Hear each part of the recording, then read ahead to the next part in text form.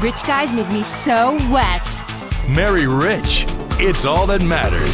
The season finale of Gold Diggers of Liberty City is next week. Oh, Daddy! The competition gets stiff on CNT.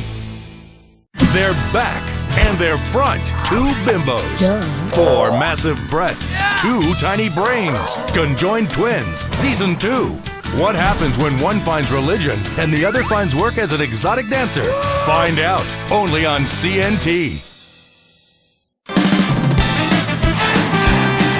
Princess Rabbit Bubblegum!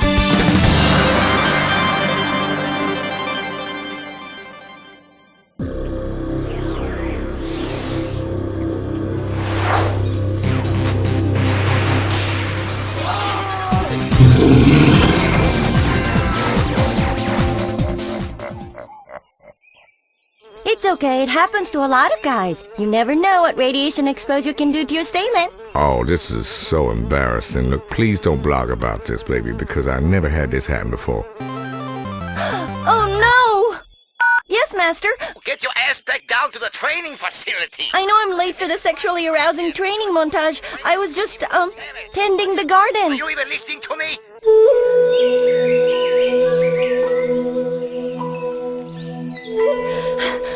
I'm sorry I'm late, Master. You're not just late, you're filthy. You have pollen all over your face. You fucking the plants again.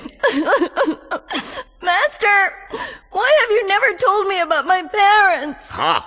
You were abandoned here by your ninja parents after they died. They killed themselves for reasons we will discuss in a future episode, trust me. But for now, I just want you to think of yourself as the chosen one.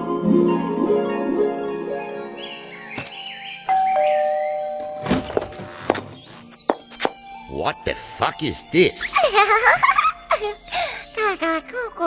I didn't order an anime whore. I had lived by myself for many hundreds of years. Yet I was prevented from being near children after a bit of a misunderstanding. You'll find a blue square over my house on the internet now. It's a thing that I can't discuss. It was just an innocent swimming lesson. Anyway, I raised you in the traditional way, instilled you with the proper sense of a woman's place. Cha-ching! I trained you in the dark arts vital for fighting evil. I made lots of long-winded speeches that made no sense. As the wind flows, so the spirit departs. But then, what about memories? What are they? They are all we have left with. And then there's still just reeds in the wind. Like the stars of the province in Hu. They sound simply ephemeral, yet they are as dust in the hands of a man without legs. Such are the ancestral spirits that summon us all. What? What the fuck are you talking about, Master? Concentrate! Focus on my cod philosophical jibber-jabber!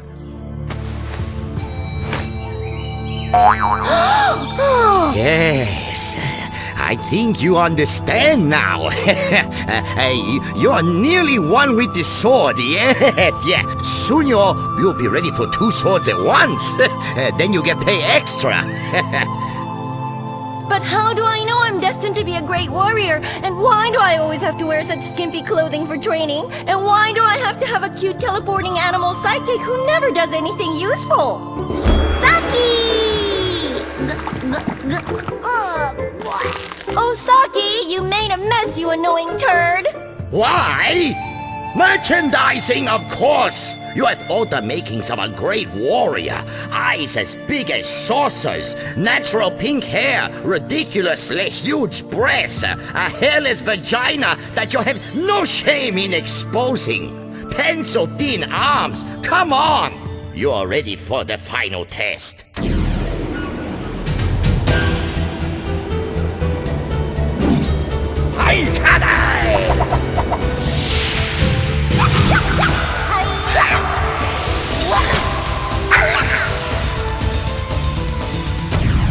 Now you're ready for a final awkward transformation montage.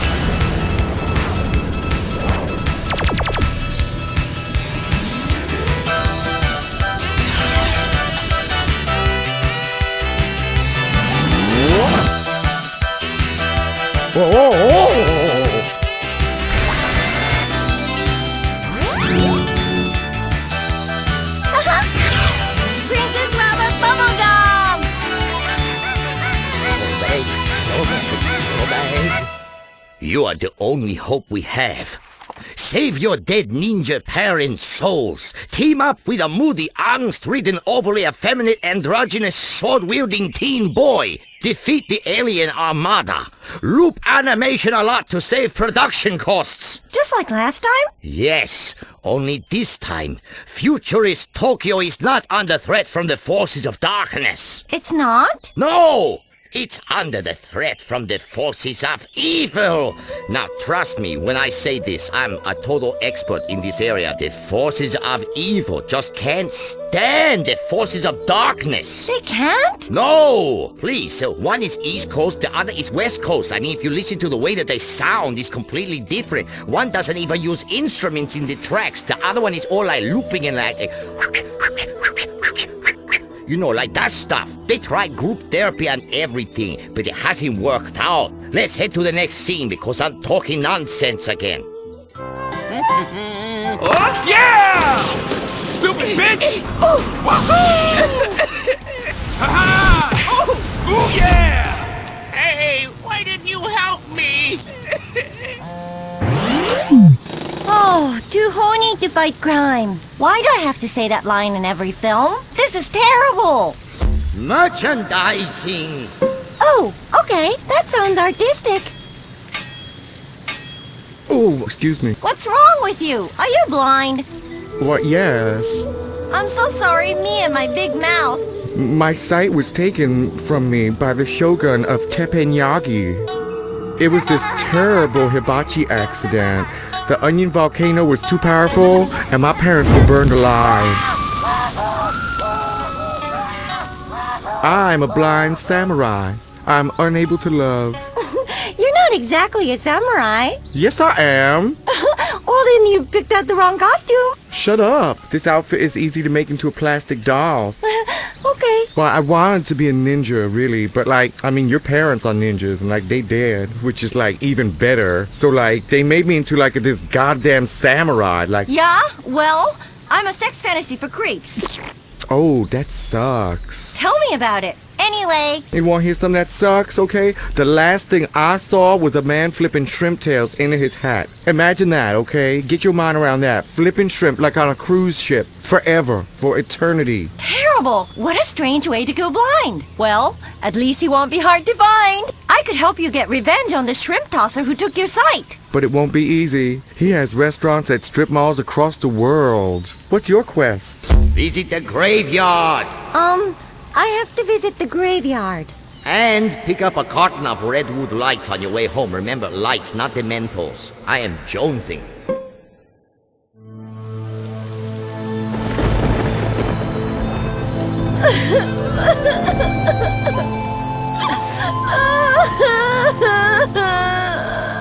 It's so sad.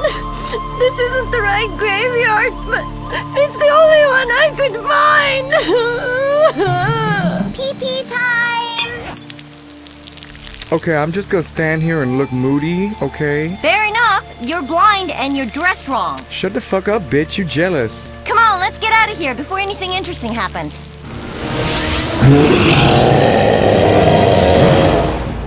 Asian culture's so much better than America. I totally love this place. I think I was Japanese in a past life. Plus, I have a tiny weenie. What?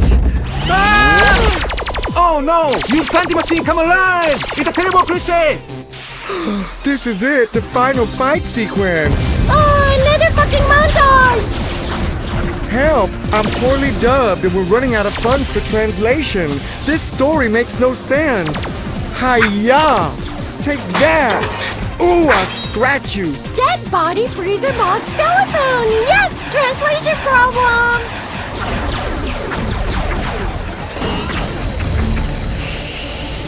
Uh-oh! Monster rapey time!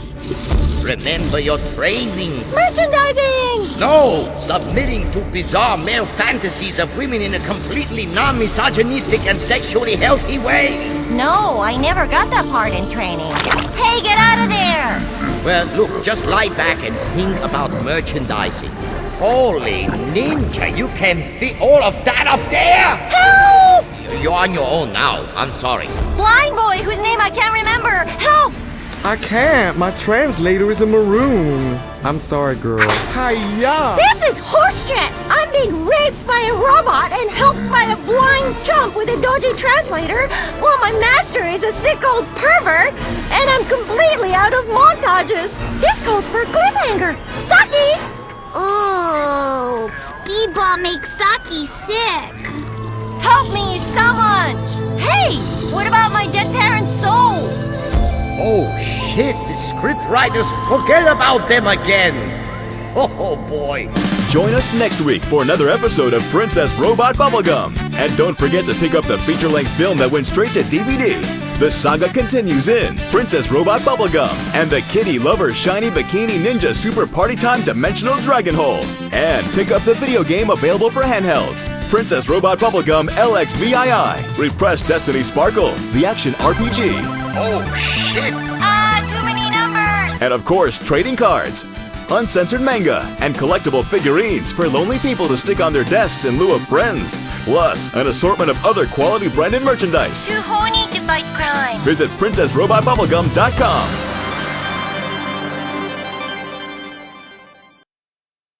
CNT Wednesday nights this fall. Don't miss the return of Funeral Factor, American Asshole, and a whole new shitty singer competition.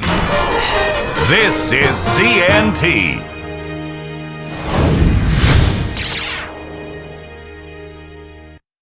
My name is Brian O'Toole.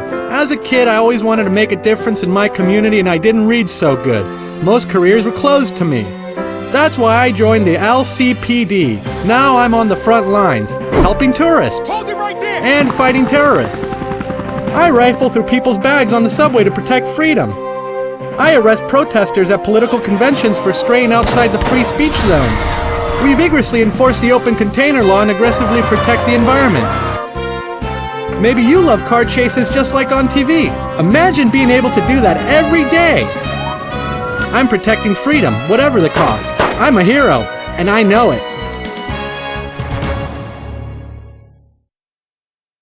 Next weekend, it's the CNT original movie, Fear the Dark Finger. Coming up next, it's the tale of directionless heiresses and pill-poppin' playboys on I'm Rich. Hey race fans, it's coming. Saturdays, don't miss the Patriot 500 live from Patriot Beer Motor Speedway. It's edge of your seat excitement as rednecks drive in a circle 500 times.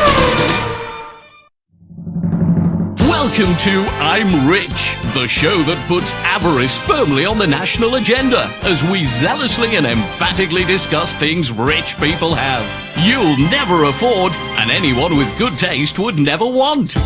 In this week's show, we've got tray rich people who inherited truckloads of money and spend it ostentatiously. We've got flashy criminals who've bribed congressmen to be allowed to live as they want and get plump business contracts. And we'll get down and dirty with fab politicians who siphoned off 50% of the gross domestic product of poor countries to buy speedboats, servants, snakeskin sofas, and incredible surround sound sanitariums. Plus, we've got Liberty City's most vacuous debutante cokeheads going head-to-head and giving it in a race to see who can visit the most STD clinics and rehabs. It's glamour, guts, and really gross greed. From diamond-encrusted glory holes to the proper pronunciation of Ibiza or Ibiza. We've got a full half hour of gawking at the possessions of rich people and thinking, that should so be me! Why am I a vapid waste of a human being? Maybe I'll blow my brains out during commercials. All because you're not on I'm Rich.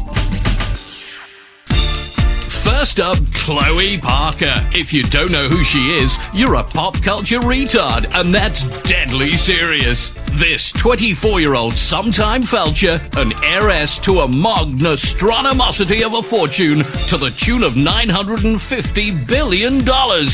She's one seriously hot number. She's got fake tits stuffed with rubies as well. It's luxury plastic surgery taken to a whole new level. Now, to fill up time, a person is going to repeat what I just said in a different way while we watch the same footage again. Chloe Parker is 24 years old and really hot. She's worth a lot of money and is totally vapid. She's had a lot of plastic surgery, but otherwise is devoid of meaning. She's rich. She's got it all, and money is everything. She has a daddy, money, and one of those tiny little dogs that rich people keep in their vagina. I want one of those so badly. Woof woof. So you think your daddy is nice? Chloe Parker went from tycoon tot to tycoon twat. She lived in this mega mansion her daddy bought for her after her first period. And when Pop is back in Colombia managing the family's produce importing company, she's out in the Caraways. Fantabulous. Party in Paris and finger blast in Florence. Her amazing mansion has an underwater home theater with midget mermaids, jumbo jet garages, and a 600-foot yacht that costs $3 million a day just to run. Her penthouse in Algonquin's exclusive Middle Park East District is a little palace in the sky, complete with a moat and drawbridge, torture dungeon, and servants with scurvy, all on the 55th floor. This is real estate the rest of us can only watch on television and masturbate over. I'm masturbating right now, furiously. Now Chloe is best friends with Jill von Krastenberg. This enfant terrible has been ruling Liberty City's nightlife for the past 2 years, since her 11th birthday. Her daddy gave her a pair of diamond minors for her 12th birthday, and after she could walk again, sent her to 15 of the most exclusive boarding schools all at the same time, and got her a treehouse with servants. Plus, she's got a flying rabbit. Money. Omnipotence. When you're this amazing, the laws of nature just don't apply. Your life is like a soda commercial where everything is extreme. Look at this house. That's what it takes to make a splash in the ultra-competitive world of being the kid of rich parents who don't pay any taxes. The von Krastenbergs are among the richest people in the world, apart from morally, where they're entirely destitute, just like the producers of this show. But look at how many sports cars Chloe has. Rumor has it this deliciously defecating debutante screams daddy while doing the dirty deed rotisserie style. They live most of the year in Liberty City at this sumptuous mansion, but pay no taxes because they claim to practice their religion inside their home, taking it off the tax rolls. That's being a real American entrepreneur. That thinking got them a 45-bedroom weekend home upstate. It has a candle-lit chandelier in the bathroom and transparent plumbing, so you can eat $100 bills, shit them out, and watch your car creation as it departs on its journey. Their religion is money, and they are the Pope, the chief rabbi, and a serious Ayatollah, all rolled into one. Fabulous. Their shit doesn't stink. And little baby Jill has got her own bedroom in this palatial palace that's carved out of ivory with murals of erotic versions of fairy tales, hand-painted by celebrity artists Simon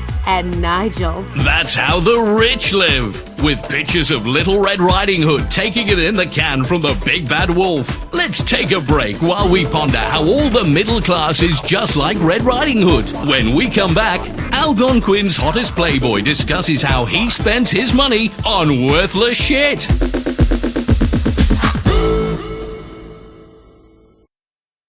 Last night I think I shit the bed. Got so drunk I gave a dude head. Life is just a merciful blur when you pop a Pißwasser.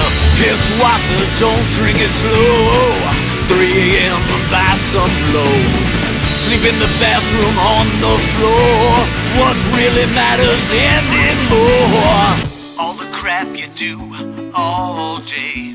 Who fucking cares? Anyway, Pißwasser, this is beer. Drive drunk off of beer. Pißwasser, drink all day.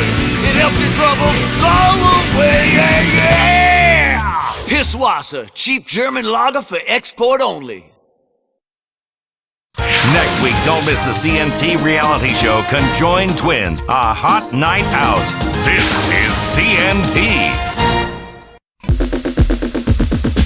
Welcome back to I'm Rich, the show about rich people that has the production values of a local cable access show. That's because we have to churn this shit out en masse. Luckily, people are stupid enough to watch it.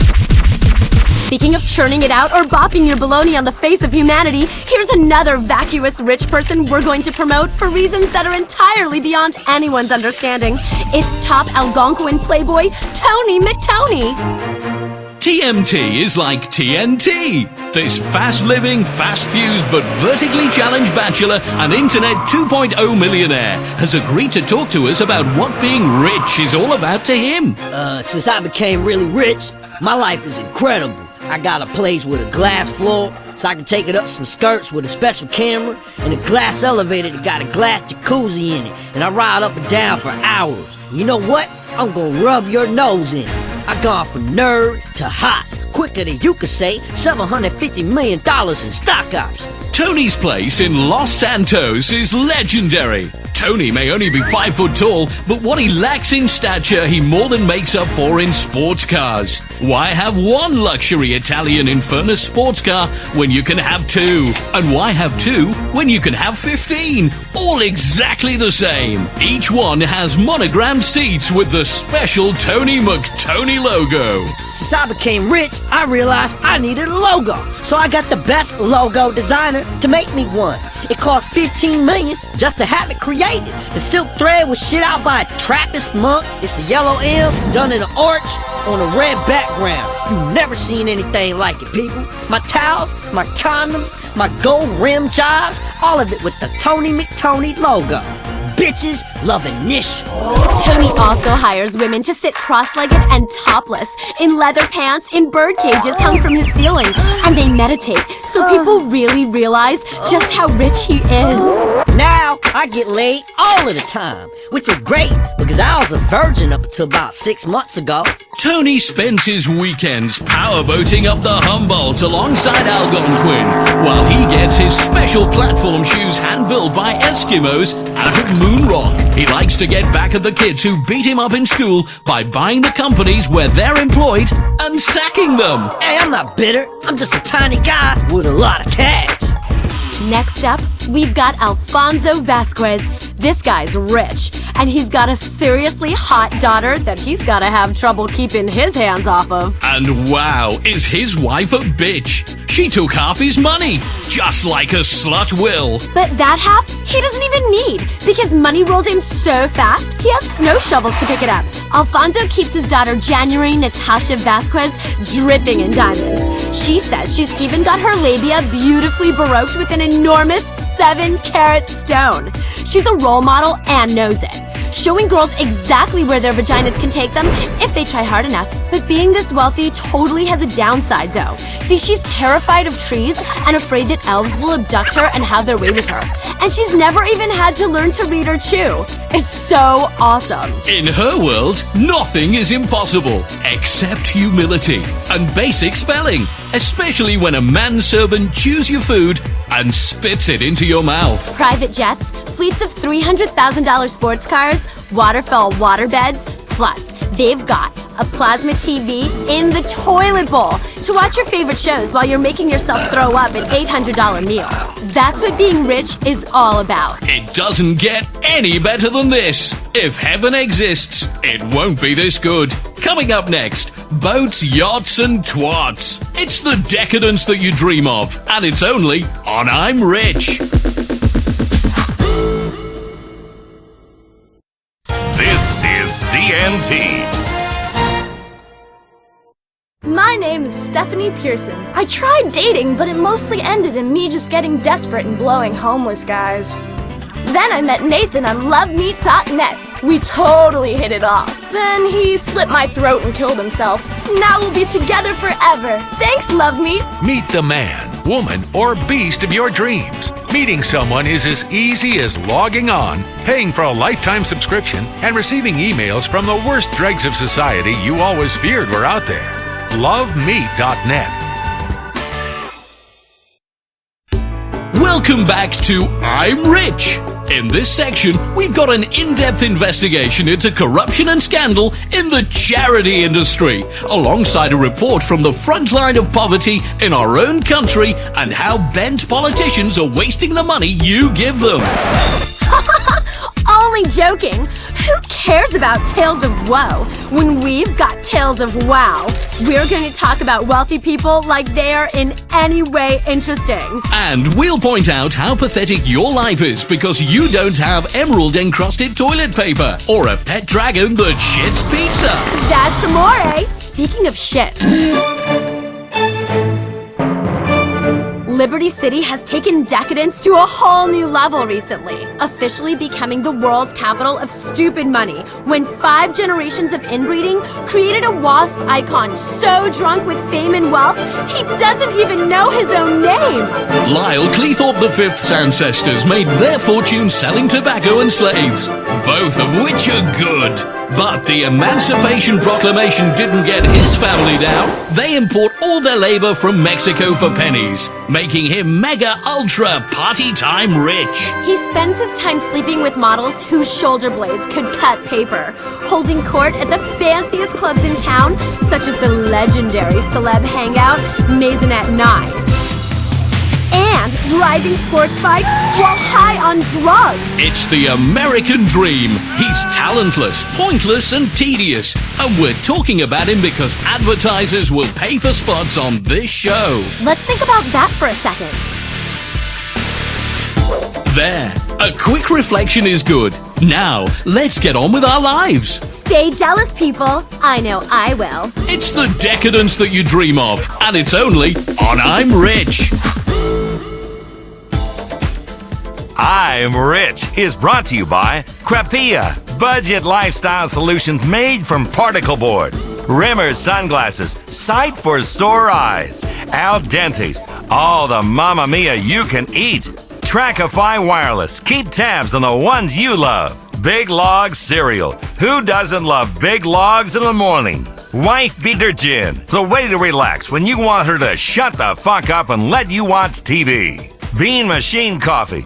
Chihuahua hot dogs. Try beating our meat. Promotional consideration and advertising breaks brought to you by Adios Air. Say your goodbyes. Lax to the max. Get flowing again. Alpha Male. The Postal Evolution. The Alco Patch. It's the same refreshing feeling of your favorite drink, but delivered transdermally and discreetly. Fanny Crab's Bar and Grill. You'll love the taste of our Fanny Crabs. Support for the sponsor listing portion of the show brought to you by 24/7 Convenience Stores. Where else you gonna buy a 6-pack condoms and cigarettes when you're high at 3 in the morning? Burger Shot, kill your hunger. It's bleedin' tasty. Noci, because Italians are known for their watches. Rusty Brown's Ring Donuts. Max Renda Cosmetics, and Wigwam Burger. No need for reservations. Closed captioning for the hearing impaired brought to you by Pirate Music Stores, who invite you to hear the future of music, and Tinkle Wireless. Tinkle everywhere. Tinkle in your ear. And Eugenics Incorporated. Call Eugenics Incorporated, where morality is none of our business. Get ready to laugh your guts out. The comedy Drunk Daddy in the Door returns in 2 weeks. You're on CNT. Do you ever fucking go to bed? Think that'll get into her pants?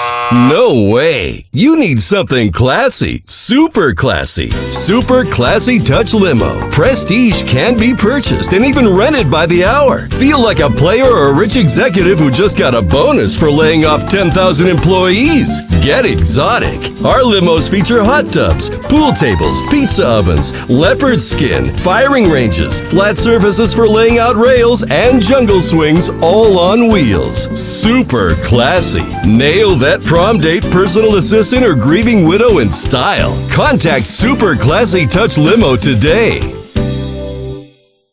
You're on CNT, the best in comedy, news, drama, and paid programming. Up next, don't miss a chance to find the knife of your dreams on the Serrated Edge. You're watching CNT. Stopping global warming has finally gotten cool. Street style meets environmental concern. with this seriously bad, morally good, fully customizable luxury VIP style hybrid sedan. The Karin Dilettante, the top hybrid sedan in its class. That's because it's the only hybrid in its class. Expensive, but the earth is worth it. She'll swoon at your low exhaust emissions and maybe let you do a bit of exploring of her exhaust too. Plus, chicks love electric gadgets. The Karin Dilettante is fully customizable. If you understand real bling, you can make it run on expensive champagne and fine cigars, or customize the trunk with a composting area. Unlike our fuel supply, the options are endless. Low emissions plus hot style equals the ride of the streets. Save the planet for only $39,999. The Karin Dilettante. Bad plus good equals better for everyone. Welcome to another episode of the Serrated Edge. I am Estelle Graham. And I am Luther Austin. That's right, we're the #1 rated knife blade, ceremonial sword, and other cutting device infomercial in the nation right now. If you're the kind of person who values efficiency in the kitchen, confidence in camping, and the ability to take a hostage at any time, the Serrated Edge is for you. I tell my kids, you can never have enough knives around the house. And boy, do we have some gorgeous knives for you tonight. I want to hold every one of these babies, touch them close to my skin all naked like. Item number 1776 is premium collection coming your way. 14 premium knives. First, the Bowie. Mirror polished stainless German stainless blade. Why German? Well, that's where we got it from. I tell you, I could take that knife, crawl out of the mirror black ocean, and slit a Serbian's throat just like a Navy SEAL. On the handle, remember Pearl Harbor? It's a gorgeous knife right there. Like someone spent hours just honing and sharpening and letting the hate turn into craftsmanship. It's beautiful. You'll also get in this collection the Lonely Wolf Combat Style Knife with extreme satin finish. Fits your hand perfectly. I used this knife yesterday. I cut a tree down to the size of a baseball bat. This is one of my personal favorites. The more I use it, the more I want to find stuff to cut. Usually I start with my arm. Little cuts. Try and forget. Easy, Luther. But we can't forget this set is an $8,000 value. Now, you get the entire set under $100 by a nickel, $99.95. You are an idiot if you don't order. Like an inbred baby, your head rolling around on your shoulders, tongue hanging out. Yeah, nobody likes an inbred baby. Real pain to get rid of. On the line, we have Kevin. Hey guys, I love the show. Hey, Kevin, did you pick up this set yet? I sure did. I'm going to give the commando knife to my daughter. The British Commando style, high-grade surgical steel carbonized finish 23-inch assault blade, cuts through skin, bones, innards. Sometimes you get stuck in a snowstorm. You gotta eat people. This knife is like an emergency survival kit. Being prepared is the name of the game, especially when the terrorists show up. You know, that knife, it just screams freedom. I love the saw in the back. That's a really nice feature. One time I got pinned under a car, and I had to save myself by sawing off a limb. I don't miss it at all. I love cutting things. And it's laser etched. We will etch your name on there. Patty Sue, Bobby Joe, Shit Dick, whatever you want. There you go. Estelle, you've gone truly crazy with this set. I'm gonna cut somebody. 1 minute left. I will not be coming back to this set. Someone else is gonna get your knives, and you might meet them in an alley someday. Stick you in the gut, your innards all over the street. Scream out my name. Damn you, Estelle. You was right. I should have bought that set. And it will echo across the city, and a flock of birds will scatter toward the brooding sky, and little girls will cry. I can't see how you could pass this set up. I can't fathom it.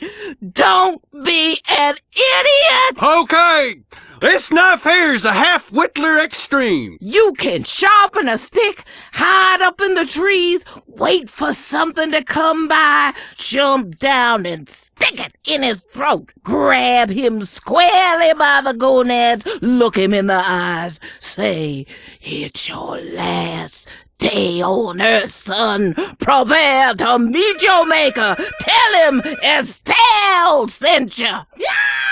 Wow! You also get the trapper knife, great for field dressing a sea otter or a cheetah. Or you could slightly slip it in. Somebody answer the goddamn phone. What the hell you doing back there? I'm gonna cut somebody. This one here, the Tanto blade, good for heavy-duty stabbing cuts.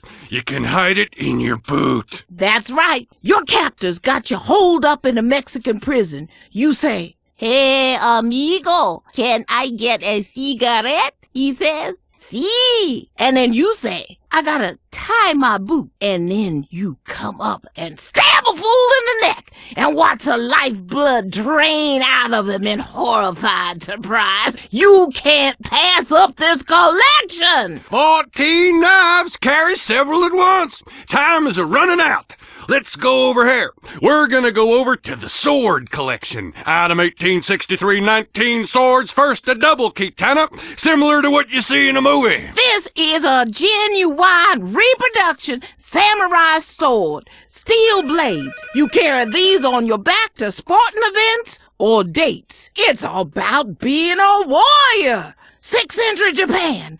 Magistrate comes through for the taxes. You whip this shit out and say, "Take that, you Mongol son of a bitch." 10 swords, our most incredible sword deal of all time. This is a historical moment, not a sales pitch. You are making an investment in your family's future. Order now. It is a well-known fact that among successful millionaires, that swords appreciate more in value than real estate or stocks. And you're going to receive 2 of these. The El Cid Cavalry Sword, good for plundering for personal gain, patriotic motives, or when fighting the Moors. Those Moors are terrible. Don't get me started on the Moors. You'll also get the 3 Musketeer Deluxe. This is brand new. Perfect for a fiery duel or fighting off peasants wielding farm implements. This collection, they shouldn't allow me to sell these swords. I should be locked up. But just try it. Ain't nobody gonna take me down there. Whoa, hold up now, girl. Guys, you're paying less than $10 for each sword. So if one gets seized at security, you got a second one. You get the katana, you get the El Cid, you get the Tanto. Look at this jeweled beauty. It's good to have jewels on the handle. It distracts people, shows a bit of real class. This sword here, this is called the King Maker Supreme 3. It's our very own Excalibur, true sword of honor. Now, you know, honey, there isn't much honor left in this world. People steal your car, take your wife. They'll cornhole you if you ain't careful. Ain't that the truth? Now, you also get this knife called the Raven X. All right? Rachel is on the line. Hi, Estelle. I want you to know that I ordered the 50-inch whalebone Sword of Solomon. That thing's rulin'. I'm totally gonna kill that bitch cheerleader. Oh, honey, that's a beauty. Good girl. Religious swords have extra power, and we had this one blessed by a voodoo priest. I tell you, I get carried away with all these deals. Oh, this is a luxury. Hot, sexy luxury. Like rich people have. Incredible value. You can't buy people for this much money. And I've tried. Are you picking up the Kingdom of Heaven collection? I sure am. As soon as I get it, I'm terminating a pregnancy. If you find a better price anywhere on the 19-piece ornate ceremonial sword collection, I'll eat crow. You'll also get this. the Gladiator 9. It's the 9th iteration of the popular Gladius, inspired by ancient Roman orgies. Its short stabbing motions are excellent in close quarter combat. This is old ancient world-style Damascus steel. There are 4 kings of the beast happily mating on the handle. Woo! Woo! Look at the eyes of the lion done in gold on the handle. That's the last thing people will see, and this is the last you'll see of this collection. $99.95. Order now, honey. 19 ceremonial and historical sword collection. Oh, Luther, they gonna get spoiled. How about this collection then? Item number 1812, over 250 knives! If you could buy it, this collection would be worth upwards of $3,000 on the black market. What are they going to receive, Estelle? Oh, look at this one. Push a button, bam! Knives open, cops dead. There's a finger groove. That's a luxury switchblade Excelsior. You'll get the Navy SEAL. High carbon super density stainless steel for cutting underwater. Plus the bald eagle. Its glory, that's also a knife. Sing it with me. Glory be to the USA. Woo! With a wildlife scene on the handle. Do you see that, Luther? You're having a tough day at work. You can whip this buddy out. Look at that nature scene on the handle. Think about a more peaceful place away from meddling co-workers, sexual harassment regulations, and the do-gooders getting in the way of your business. You'll get the firefighter knife. Won't melt when you need to cut your way out of a burning building. What else can I do? 250 knives! A great value. These are working knives. These are ceremonial knives. These are ornamental knives. These are fantastic knives. One for under your pillow, in the baby stroller, in your briefcase, in the boot. This one right here makes me want to drop from a tree, slit a big Kong neck, and light a torch and run through the jungle plumb naked on acid. Grab it, get it, buy it, let's move it. How? Giddy up, bitches. Get you some knives. You're missing out. If you're watching, you should be buying. No explanation needed. We're running out of time. Remember, you need a knife. Order now. These deals can't last. Dial the number on your screen. We'll see you next time on the Serrated Edge. Remember, a knife is something that you can hold forever. Why take smoggy, smelly, germ-filled bus tours? That's no way to see the world. With Higgins Helicopter Tours, you'll experience the real Liberty City in ways you never thought possible. Enjoy our fun-filled, relaxing bridge tour. But our tours aren't just above ground. Enjoy the man-made beauty of one of Liberty City's incredible underground road tunnels. See Star Junction the way the celebrities do, high as a kite and wobbling all over the place. All of our pilots are tested thoroughly for drinking and drug abuse, but everyone likes to let their hair down once in a while. Higgins Helicopter Tours, a fun, safe adventure in the sky that you and your family will never forget. Remember this? Let's go. It's back this season on CNT. America's Next Top Hooker returns. Remember the drama. Oh, God! Yo, bitch, you better make me my money. Remember the joy. I won the street walking section. Can reality TV ever get any better? One of you hookers is gonna be a winner. America's Next Top Hooker. It's time to put women back where they belong. This is CNT. CNT has all your favorite movies. Wednesday at 9 Eastern. It's the smash hit movie, Bad Girls. Carwash Fundraiser. Message of hope. May not be suitable for all viewers. This is CNT. Tonight, a major TV event. Part 1 of the story of a remote Dutch trading post that would become the armpit of the world. It captured our imagination, and held our dreams close to its breasts, gently drowning us in a milky discharge. It is the site of some of mankind's most grandiose achievements, and also our society's most squalid and depraved debaucheries. A history of liberty. Major support for this documentary is brought to you by the Bank of Liberty and the Public Broadcasting Corporation, where our budget is cut every year to pay for more bombs. If you take a look at the microcosm that is Liberty City, millions of people, a collective consciousness but utterly alone in a crowd, a million souls crying out to be heard, piled on top of each other, like kittens in a bag, all wanting to kill each other or suck from society's teat. It is a city with so much history. It is the history of the modern world, particularly for people who can't use a map, and like sweeping generalizations, a history of decadence, a history of corruption, a history of liberty.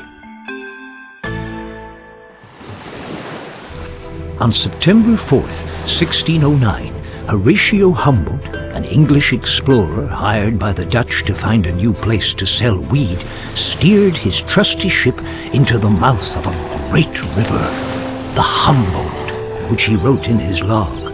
"It is a strange and fortuitous coincidence that lush future site of commerce coincidentally shares the same name as me, for the locals call it the Humboldt. Honestly." That being said, looking through contemporary journals, even then the Humboldt River was a polluted mess. The Chickasaw Indians would shit and piss right in the river. It wasn't safe to swim in. With that knowledge, it makes it much easier to ignore the awful genocide and epic larceny our forefathers committed and talk about big ideas in grandiose terms and hope we get book deals. Horatio Humboldt had stumbled into the natural harbor that would become the greatest sociological experiment the world had ever seen, to determine if all the people in the world could live together in a single place. The answer is, of course, no. Liberty City was founded by the Dutch, and all the Dutch cared about was appearing to be purveyors of liberal values. But all they really cared about was pimping women and getting high. They were, in effect, well, I guess the first rappers. They wanted to find a place where they could party and kill people. Knowing this, it does make the act of highway robbery that our forefathers committed with regards to the Dutch a lot easier to forget, and we simply mask it in patriotic foundation myths. Unlike other cities in the New World, founded to facilitate new forms of religious persecution by lunatics who'd been run out of Europe by liberals, Liberty City was founded not to promote religious intolerance, but instead the other central tenet of Western European society, getting rich off of other people's work. You have to understand that when the Europeans arrived, the people that met them were savages. Can you imagine landing in a foreign land and being surrounded by men in loincloths? It's sort of hard to concentrate on fending off bubonic plague or sleeping with your pretty little 14-year-old wife when there are savages with no clothes running around. Luckily, we had a few tricks up our sleeve for dealing with them. When Liberty City was founded at the beginning of the modern age, it quickly expanded its ego and learned to hate everyone else. Cities that were 3,000 years old couldn't hold a candle to the undisputed, self-appointed capital of the world. Oh, the maps were really shitty back then. I mean, I don't know if it was the drink or the scurvy or the raging syphilis passed about by the town bike, but look at this map! It's like a Spaniard with polio painted it. It's one of the reasons people took so long to get anywhere. I mean, the shitty maps. The other reason was the savages. Advertisements were sent back to Europe, promising settlers a new life in a new city that had 24-hour convenience stores, roller coasters, and the entertainment of a nightly hanging at the gallows. all the things civilization had brought to bear on this land. All of Europe wanted to come see what freedom was really like. When they arrived, they were aghast at America's new pastime, watching animals fuck and betting on it. Yes, well, this truly was the city of the future. Word spread, so did the settlement. They chose the slender island in the bay, which they called Algonquin, after the old Indian word Algon-ku-win, thought by some to mean place for condo skyscraper, and by others as island to catch an STD. In 1625, right after the colony was founded, the first ship of slaves arrived to give the hard-working, morally upstanding, non-hypocritical Americans, newly free from the tyranny of Europe, time to focus on important things in life, like yelling at their women for buying too much shit in the strip mall. The new economy was a boom. It was very different from failed Jamestown, where a bunch of incest-loving cannibals consumed each other in an orgiastic fury of self-important nonsense, although the exact nature of the differences escapes me just at the moment. But regardless, Liberty City gave the white settlers plenty of time to focus on the important things, like getting laid. The slave craze was huge. It was like waiting for a new iFruit phone to come out. People would line up at the docks and wait in line for days to own their very own person, and then put them online for a higher price. Some dissenters wondered about the moral consequences of a nation founded on genocide, slavery, and theft, but they were quickly imprisoned as being unpatriotic by proto-chicken hawks. Of course, we have very different values now. That year, all the local indigenous tribes were brought together and paid for what would be the greatest real estate deal in the history of the world. 14,000 acres of prime downtown real estate for some spare change, a porno magazine, and front row tickets for a game of cricket. Cricket is the most boring game ever. What do the British know about sports? They're all gay. The Dutch had a land of plenty. They traded beaver skins, a 17th century version of wife swapping, and partied late into the night. But founding a country on getting shit-faced and working slaves was trouble from the start. It hadn't worked for the Greeks, and it wouldn't work for the Dutch. 4,000 miles from home and no internet connection to read up on soccer scores, the populace became disenchanted. The colony's deep-seated racism and love of 24-hour shopping would begin to prove to be its undoing.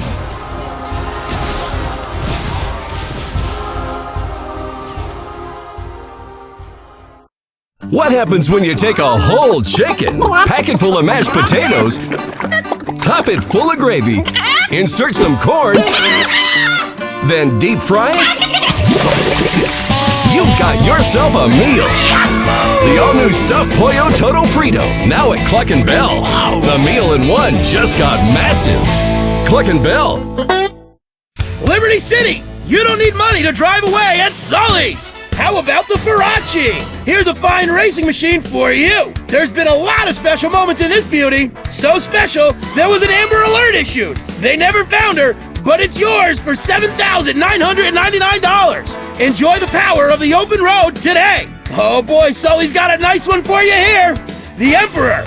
Fast as hell. And the airbags have been successfully tested by the previous 3 owners. None of them are in the state to drive anymore, so the car is yours now for the low price of $12,999. Sully's has trucks too! The EXT! Nothing makes you feel manly like driving a truck covered in another man's blood. It's got dark upholstery that doesn't show stains. It's a forensics dream. We call it the Science of Crime Special. Only $10,499. Head down to Sully's Automart right now. These and other bargains are going fast. Remember, Sully says it's pre-owned. It's not used. Liberty City, a town on the edge. A town at the daybreak of dawn, a city at the gate of the universe, a city at the limit of metaphor, deep into the point where hyperbole becomes gibberish. The gateway to the New World was also a terrifying den of iniquity, and the campaign to clean up Liberty City and shut down the comatoriums began almost as soon as the city was founded. What most people don't know, but what I discovered through extensive reenactments, purely for research of course, was that in the comatoriums they used pig fat as lubrication, which in many ways is far superior to modern-day petroleum jelly. Another thing worth bearing in mind is that in the spring of 1647, the East India Trading Company hired a cross-dressing director-general for New Rotterdam named Gloria Hole. He had lost his right leg in an unfortunate industrial accident while preaching the good word to some savages by, blowing them up with a cannon, which backfired. Puritanical and self-righteous, he had orders to return civility and productivity to the colony. Within weeks, he had banned drinking, smoking, fornicating with Indians, Texas Hold'em, missing church, anal beads, laughter, and imposed strict fines for male camel toe and whistling in public. It wasn't well received. The city was burned to the ground.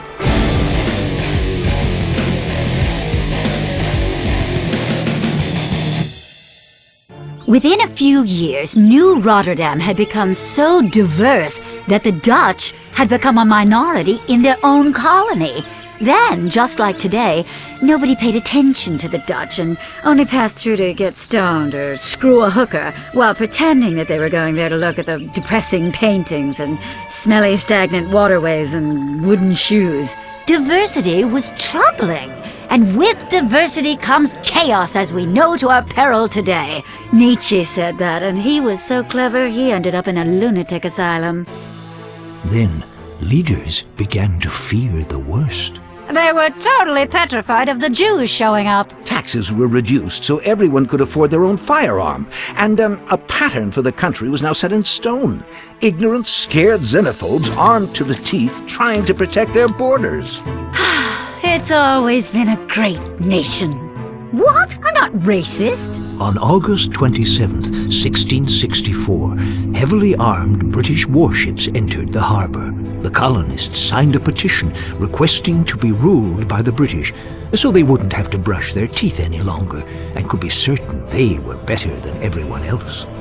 The English quickly renamed New Rotterdam Liberty City after a generous donation by the Bank of Liberty for sponsorship rights. Every single place the British population went, the invisible hand of God prepared a space for them by, conveniently destroying and eradicating the native population.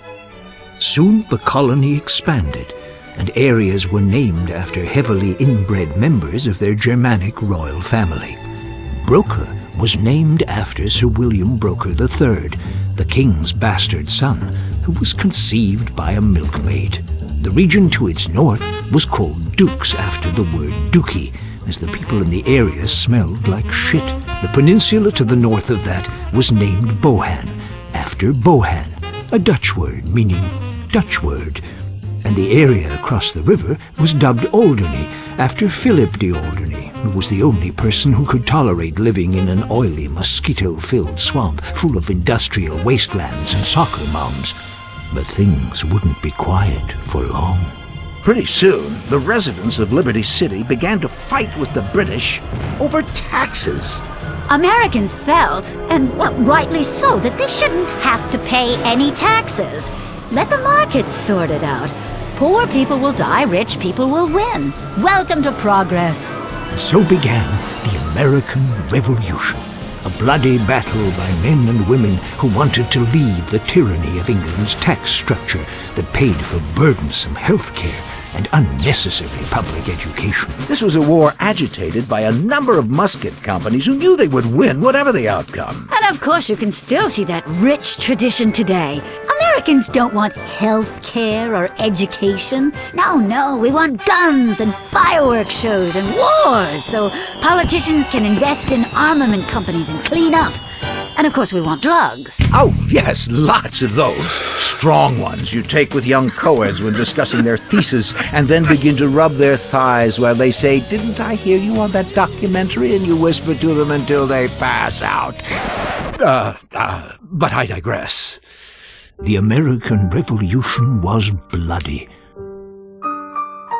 Soon the French joined in the war to help the struggling American insurgency. No, they did not. Yes, they did. They joined in by sending a big statue, which won us the war when the British all died laughing at a giant Martian transvestite eating an ice cream cone. Whatever. We saved their asses in WW2. Get me some freedom fries. The Revolutionary War quickly ended. Residents pulled down the statue of King George and melted it into gold chains, gold teeth, and golden toilet seats. The Union Jack was taken down in Liberty City, replaced with the Stars and Stripes, and the newly liberated Americans celebrated. Soon this entrepreneurial spirit took hold, and Liberty City was unstoppable. Yes, although they were free, the people lived in squalor. You could buy a young boy on the streets for, a few pence. It was a great time to be in the top 5% of the population. It was a great time to be white. Yes, but soon meddlers like Alexander Hamilton and Thomas Jefferson came in to change the successful agrarian-based slave economy to one of excessive service fees for concert tickets and huge turnpike tolls. With slavery soon outlawed in Liberty City and the other northern colonies, righteous women were forced to spend time under the train tracks, servicing men for 3 pence. You could get your knob slobbed for less than the price of a donut. It was a nation on the up. The politicians were having a field day. You couldn't get them to vote because they were all out having their knobs slobbed. To keep the country moving forward, the capital of the nation was moved from Liberty City to a malaria swamp on the banks of the Potomac, miles to the south. Thankfully, the politicians moved out of Liberty City, and the stage was set for organized crime and mobs to really make a difference. The city soon became, a microcosm of all the contrasting elements of modern life. Palaces, self-extravagance, squalor, tenements, trannies, men, women, and children crowded together like a nest of cockroaches. Just like the Liberty City of today, only with less rich hedge fund dorks trying to be homeboys. With tensions rising and civil war on the horizon, Federico Fitzpatrick planned to head off and teach the South a lesson. But before doing so, continued his great project to bring calm and civilization to all. A central repository for the most hopeless specimens of degraded humanity to get high in. A park in the middle of Liberty City that would become the great democratic meeting ground where, no matter how rich or how poor, you could get dragged into the bushes and raped. Yet beyond its tranquil borders, tension was breaking out. A lot of people were tired of living in black and white. They wanted color, and there were riots. There were kids sleeping in the streets, begging, willing to do anything for a nickel. And there were no taboos or TV shows to catch you doing what is natural between a man and a boy. The nation was sliding inexorably into civil war, which we'll leave until next time. Unless you have the foresight to pre-order the box set of DVDs, join us next time for A History of Liberty Part 2, The Civil War and Beyond. Rich guys make me so wet. Marry rich. It's all that matters. The season finale of Gold Diggers of Liberty City is next week. Oh, Daddy! The competition gets stiff on CNT. Tonight, in a time of unimaginable wealth and poverty, incredible drunkenness, and immigrants gone wild, the city of the future takes a look in the mirror of the past and says, "What the fuck are you looking at?" and then exposes itself in public. Yes, the remarkable story of Liberty City continues in A History of Liberty Part 2, Building Big, Ripping People Off. Major support for this series is brought to you by the Bank of Liberty, who say, "Thanks for the bailout, America. We needed to make yacht payments and to keep our offshore accounts topped up." If you look at the faces that make up the palette of Liberty City today, literally millions of faces, of different hue and tone and hairiness, from all corners of the earth, seething with hate, raging with fear, boiling with anger at the high prices, corrupt police, and strippers with annoying Russian accents, then it can seem like not much has changed in Liberty City in 150 years. Still, they came in hordes to a place that hates you as soon as you arrive, and that attitude is what makes Liberty City the remarkably putrid yet insanely overpriced metropolis it is today. We continue our epic story of a history of liberty. My great-great-grandfather, Seamus, left Ireland in 1825 and arrived by boat in Liberty City. He was stunned. He'd heard about this magical place with like gold coins and gay unicorns and a lot of rainbows and like policemen who didn't wear any trousers, but what he actually found was this sweatshop construction job. In those days, things were very different. Construction workers actually worked instead of drinking during lunch and setting up inflatable rats and sexually assaulting strangers. Nice tits! You're disgusting. By 1830, Liberty City was being flooded with Irish immigrants who were told that American girls were easy to get into bed when they heard a foreign accent. Yeah, it's true. The birds are easy. My family's lived in America for generations, and it's because of my pride and heritage and desperation for some kind of identity that I fake this accent all the time. Soon the trickle of Irish immigration became a flood.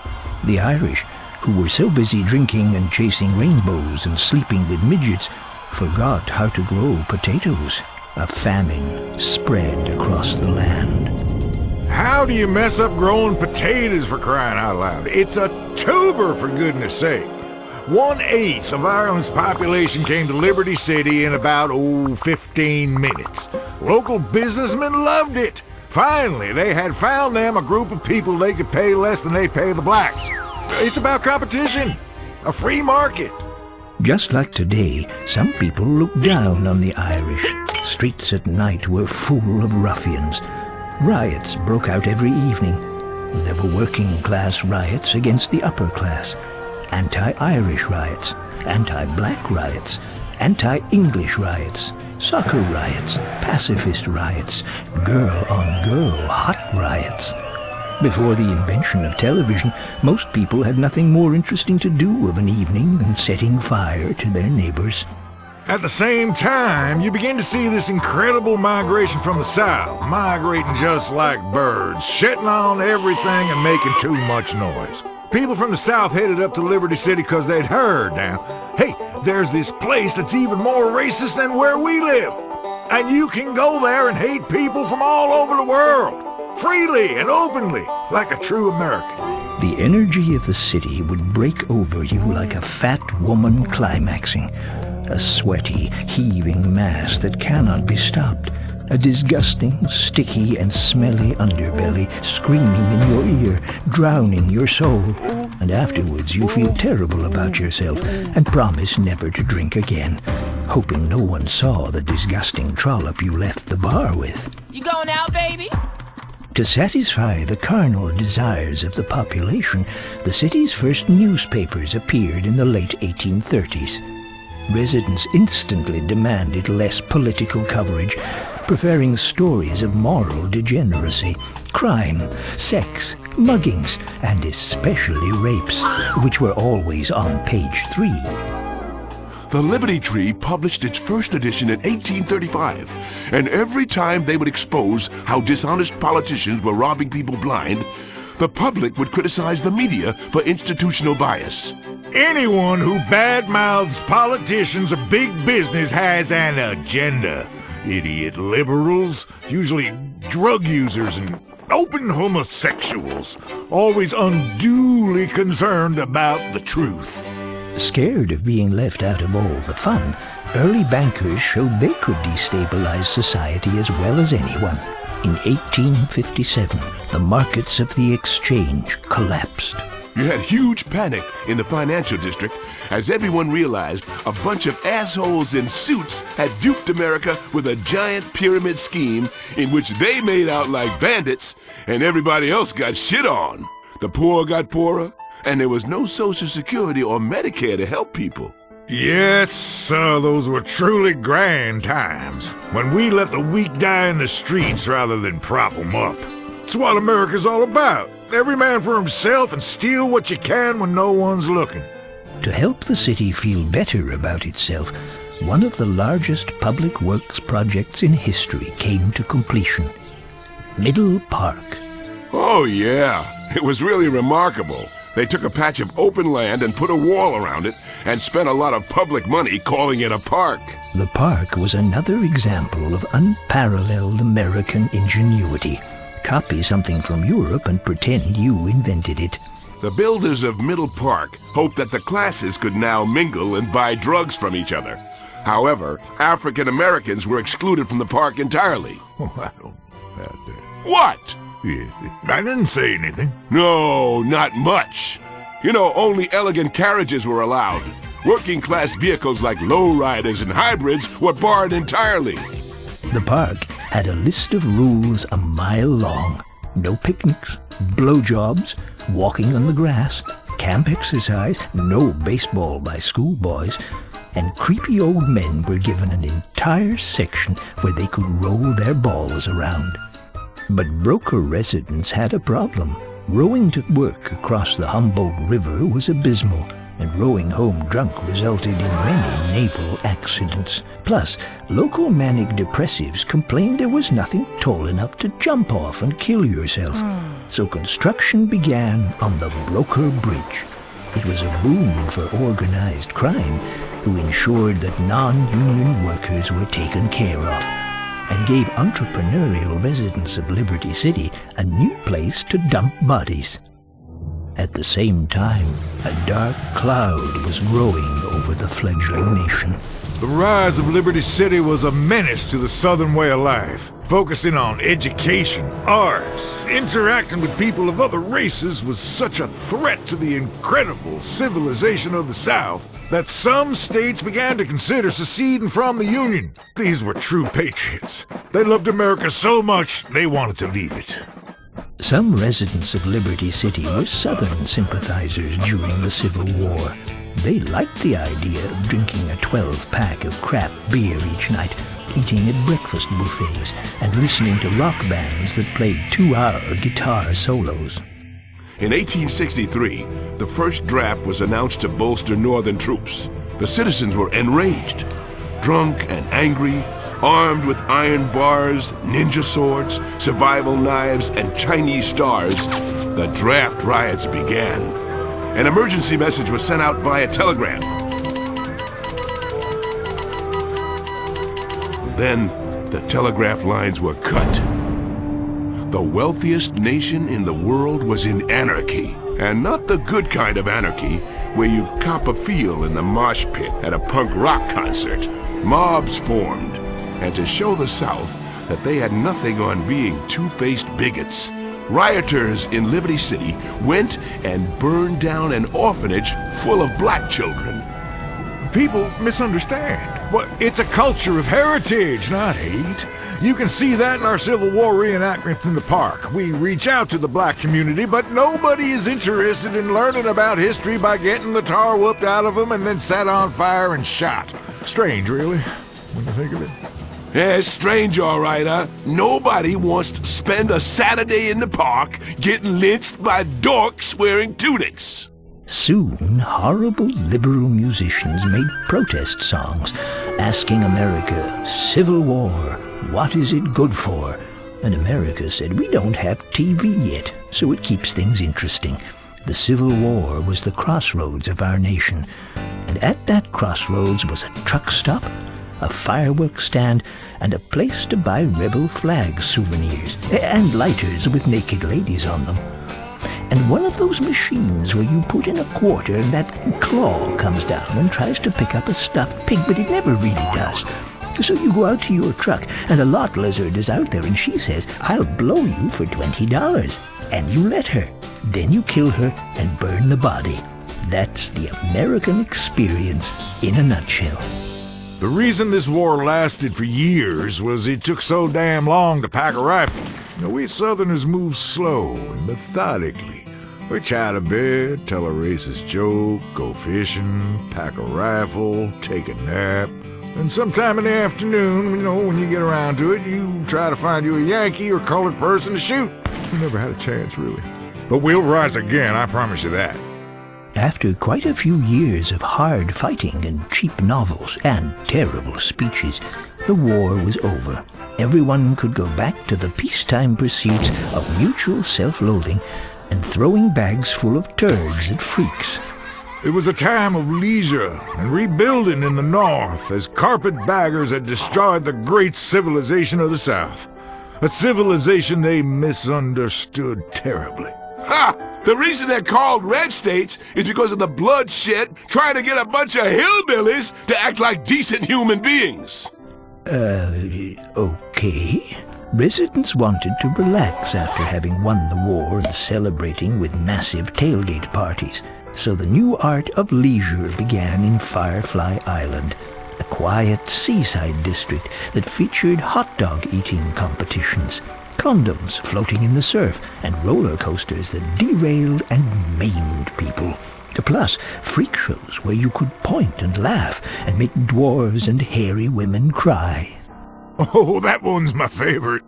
With the war over, residents of Liberty City returned to amusing themselves by binge drinking, swimming with their clothes on, and watching magic shows where people would search for a tiny man hidden in a woman's nether regions. Liberty City has always been full of massive cunts after all.